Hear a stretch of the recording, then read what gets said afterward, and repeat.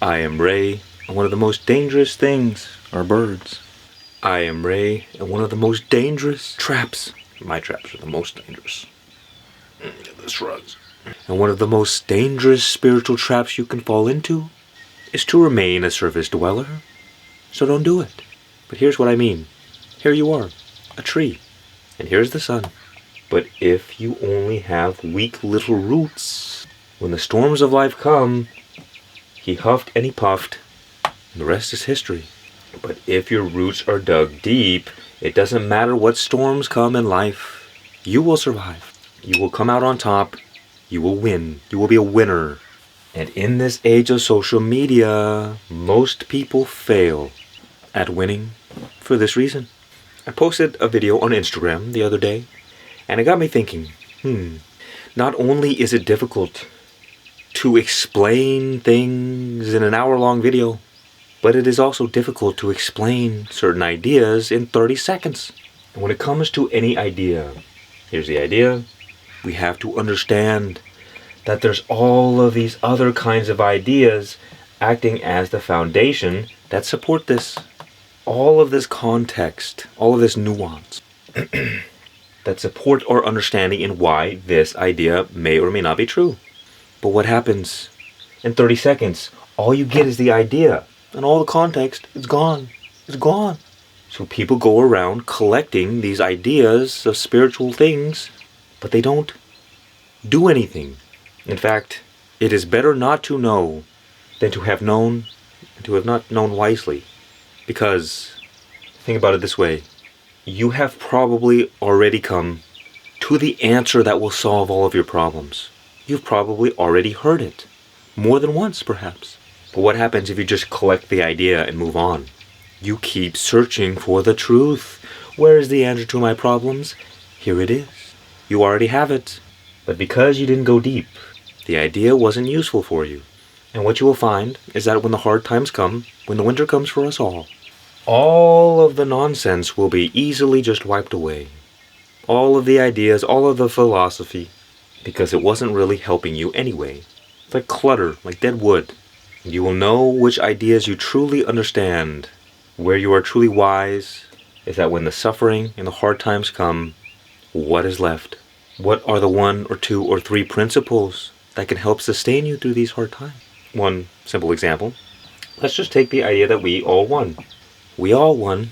It's a nice spiritual idea that people latch onto, but the moment someone cuts you off in traffic, it's gone. It's gone. So what good was it? You didn't realize that God was cutting you off in traffic? Perhaps God was teaching you a lesson. Be patient, slow down, relax, stop judging. If you were to truly understand this, if the wisdom was ingrained in your body, you would not get triggered by being cut off in traffic. So that principle would actually help you in your life. And the same thing goes with all ideas and all spiritual ideas. To what degree are these ideas serve you? As Bruce Lee said, I fear not the man who practices 1,000 kicks once, but I fear the man who practices 1 kick 1,000 times. You see, we're in the age of fast food. You go on social media and you gobble all these ideas. Gobbler. You gobbler. Stop gobbling. Chew your food. We hop from one spiritual idea to the next, one trend to the next, and we get to say, look at me, I'm spiritual. But then you get a parking ticket, and you're losing your marbles. You see, there's a million things for us, no, 1 billion, or even more things for us to learn in this life. Knowledge. But there's only a few things we have to understand. Before you go eating all the fast food, all the spiritual fast food, eat your vegetables. Don't make me get out the swords. Take the 1 or 2 or 3 most important spiritual ideas and digest them. You see, reading books is good, but it doesn't matter if you read 10 books a day. You can't digest that information. It is better to read 1 sentence of 1 book and sit with it, because knowledge without application is useless. It's just clutter. It's just getting in the way. You see, a lot of the reason people stay stuck on the spiritual path is because they know it all. And they do. They have the knowledge. They have the intellectual understanding of what is supposedly the truth, but we haven't properly digested that information. What does that mean? Here you are, eating food. Tasty. But it's just like you keep eating and you keep eating. Your whole face is filled with food, and you try to live your life like this. And so, of course, you're gonna feel like things are going amiss. Here we go, Mr. Puffy. Mr. Puffy. Puff Daddy, perhaps. You gotta bring that spiritual food, digest it, and ingrain it in your body. This is your belly. You see, we go through cycles of expansion and contractions. Picasso would be rolling over in his grave. There is time for creation, and there is time for consumption. Have you not learned a thing that I've taught you? It's all about the balance of the yin and the yang. So if you feel like spirituality isn't helping your life right now, even though you feel like you have all the knowledge, it is because you have been too much yin, too much consuming. Now it is time for you to go and create, to expand, implement the knowledge you have learned. Stop taking in new knowledge. Stop shoving more food in your face, please. It's distracting and disturbing and not healthy. And you'll see that you'll get unstuck. You'll make a ton of spiritual progress the moment you realize which energy you're imbalanced toward. Because the thing is, you might be all yang too, Mr. Yang. Not eating enough noodles. You have dishonored your ancestors. What I mean is that you're just taking action all the time. You're always creating. And eventually, you will experience stagnation.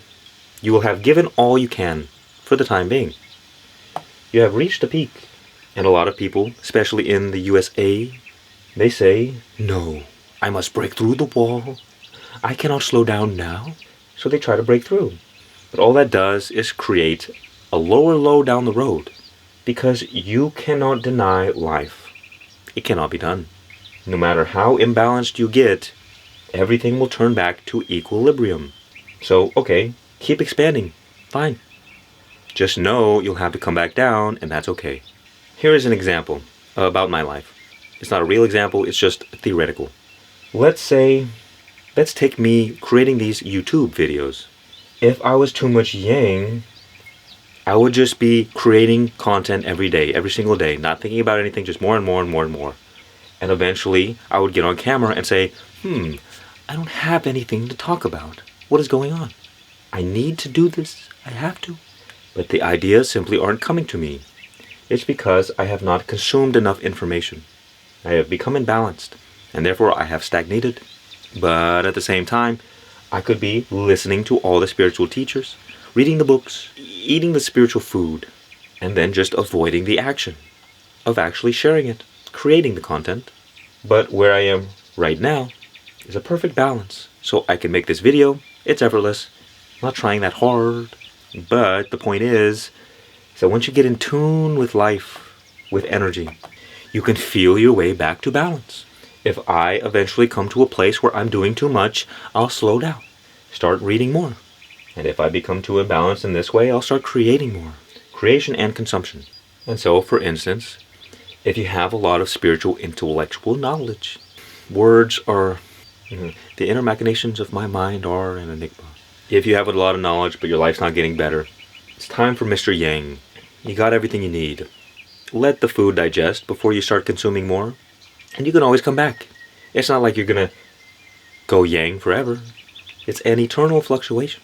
We have to get the energy flowing again, my friend. This is why you see a lot of people make fun of spiritual people for being stupid. Because creative and intuitive types like myself, we naturally grow towards spirituality. So here we are, flying up in the clouds. And it's nice up here, because it's light and it's fun. But the physical world is happening down here. So what you see is that a lot of people have a lot of spiritual knowledge, but it doesn't help anybody. It doesn't really help them. Because we're all head and no body. Spiritual people are just naturally ungrounded. And this is also why you see an epidemic of mental health issues. Because, well, our survival needs are generally speaking taken care of. So we don't have to move the body like we used to. We can sit at our computer all day and just do things. And because we're not circulating the energy in our body, all the excess energy goes up into thoughts. And so you can't stop thinking all the time. And then those thoughts become negative, and now, guess what? You're depressed and suicidal, and you hate your life. And it's the same exact thing. Too much yin energy. Because when you go within, what you find is stillness, peace. But from this place of stillness, you must express yourself in the world.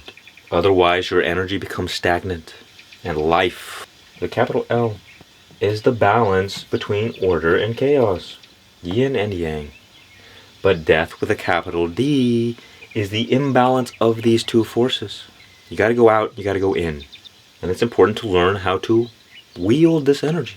Because that's gonna be the source of all your problems. Because life is harmony. And harmony is balance. And what is the absence of harmony? It's problems. It's struggle. When you're in harmony and in flow with life, life is effortless. And when you're not, life is a struggle. Life sucks. Because death sucks. With death comes suffering and pain and misery. What is depression, you might ask? It's like being consumed by a black hole. Death. Darkness. Coldness. So depression is what it feels like to be consumed by death. And the antidote, mathematically speaking, is life and harmony. Because your suffering is a direct result of the absence of harmony.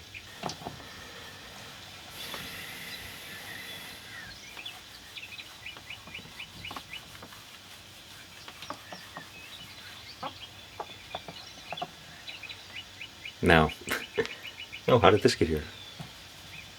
Time for a coffee break, perhaps? As it has been said, we do not have an information issue, we have an application issue. So I encourage you, pick one idea, whichever idea you like, and find a way to implement it into your life.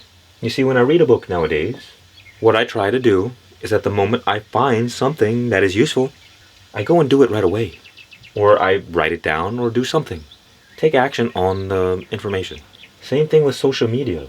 Sure, we can mindlessly scroll sometimes, but the moment I find an information that is useful, I do something about it. And it's just getting in the habit of taking action. Because for the wise, social media is a great blessing, but a great curse for the fools. So don't be a fool. Fool. Be wise, my friend. Don't just gobble. But chew your food with your mouth closed, preferably. Otherwise, you're just making a mess all over the place. You're spilling food out your mouth. It's not even doing anything for you. And you see, if we're imbalanced toward one or the other, that's okay. Just take baby steps in one direction.